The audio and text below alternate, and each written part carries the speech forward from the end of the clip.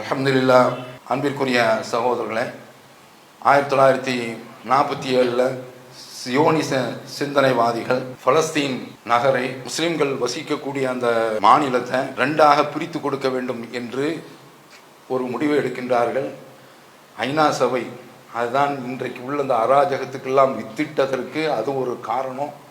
British அரசாங்கம் மற்றொரு காரணம், அமெரிக்கா அடுத்த காரணம். அப்போ 1947 அப்படி ஒரு அறிவிப்பை செய்து 1948 அதை நிறைவேற்றுறாங்க. கொடுமை என்னவென்றால் 70% உள்ள முஸ்லிம்களுக்கு 43% பலஸ்தீன் அவங்களுக்கு இடம், 30% உள்ள யூதர்களுக்கு 56% இடம் ஒதுக்கப்படுகின்றது. இதான் அரபகத்து அன்றைக்கு உள்ளவங்க கொஞ்சம் அந்த ஒரு ஈமானுடைய வெளிச்சம் அவரிடத்தில் இருந்தது. அப்போ உடனே ஒரு 6 நாள் போர் நடக்கின்றது. ஜோர்டான், எகிப்து அருகில் இருக்கக்கூடிய அந்த நாடுகள் எல்லாம் சண்டையிடுகின்றன.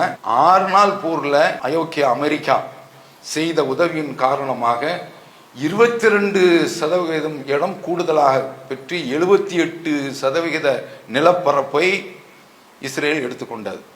இப்போ இன்றைக்கு இந்த சந்தர்ப்பத்தில் அன்றைக்கு இப்படி 1948 நிலப்பரப்பை பிரித்து கொடுக்கும் போதே 7.5 லட்சம் மக்கள் அங்கிருந்து இடம் பெயர்ந்தாங்க. இன்றைக்கும் அவர்கள் உள்ளே வரவில்லை. அதற்கடுத்து 1967 நடந்த அந்த போர்ல இன்னொரு 3.5 லட்சம் முஸ்லிம்கள் அங்கிருந்து வெளியேற்றப்பட்டார்கள். அவர்களும் உள்ளே வரவில்லை. இதற்கடுத்து ஈஸ்ட் ஜெருசலம், பைத்துல் முகத்தஸ் அடங்கியிருக்கக்கூடிய இடமும் அவர்களிடத்தில் இருந்து முஸ்லிம்களிடத்திலிருந்து கைமாறி இன்றைக்கு இந்த யூத கும்பலிடத்தில் வந்து சேர்கின்றது. இப்போ இவர்களுக்கு உதவி செய்து கொண்டு இருப்பது யார் என்றால் அமெரிக்கா தான். பலஸ்தீன மக்கள் பசியில கிடக்கிறாங்க. அவங்களுக்கு நாடுகளில் இருந்து உதவி வருகின்றது. அதை கூட உள்ள நுழைய விடாமல் பசியிலும் பட்டினியிலும் சாகடிக்கின்றான். இந்த பனி இஸ்ரவேலர்கள் தான் அன்றைக்கு மூசா அவர்களுடைய சமுதாயம் அவர்கள் ஃபிரௌனிடத்தில் இருந்து எந்த அளவிற்கு கொடுமை அனுபவித்தார்களோ அதே கொடுமை இன்றைக்கு இவர்கள் முஸ்லிம்களை ஏறி மிதிக்கின்றார்கள். இப்படி பாதிக்கப்படக்கூடிய இந்த மக்களுக்காக வேண்டி அன்றாட தொழுகையிலே நினைவு வரும் பொழுதெல்லாம் இந்த மக்களுக்காக வேண்டி பிரார்த்தனை செய்யுங்கள். உங்களுடைய பிரார்த்தனையில அந்த மக்கள் இடம்பெற தவற வேண்டாம். அல்லாஹ் ஃபி அவ்னில் அப்தி மா தாமல் அப்து ஃபி அவ்னி அஹி. ஒரு முஸ்லிம் இன்னொரு முஸ்லிமுக்கு உதவி செய்து கொண்டிருக்கக்கூடிய காலமெல்லாம் அல்லாஹ் அந்த சகோதரனுக்கு உதவி செய்து கொண்டிருக்கிறான் என்று நபிமொழி. அந்த அடிப்படையில் நம்மால் முடிஞ்சது இந்த ஒரு உதவிதான். இதுல ரொம்ப கொடுமை, இந்த ட்ரம்ப் என்ற பாதகன் இவனுக்கு இன்றைக்கு சவுதி அரசாங்கம் இந்த அமெரிக்காவிடத்துல $6 டிரில்லியன், அதாவது 6 லட்சம் கோடி டாலர்கள் பொருளாதாரத்தை அங்கு முதலீடு செய்கின்றது.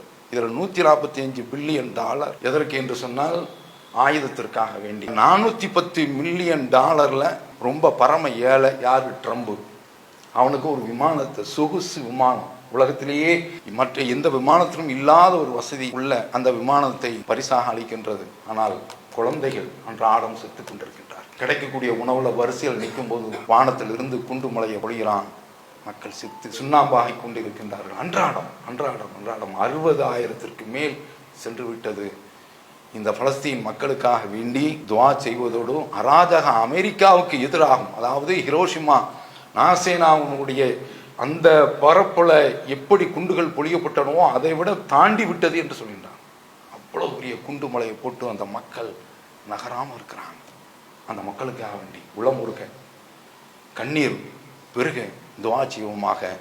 அல்லாஹ் நம் அனைவருக்கும் அருள் செய்வானாக. ஆகிறது. அல்லாஹு அக்பர், அல்லாஹு அக்பர்.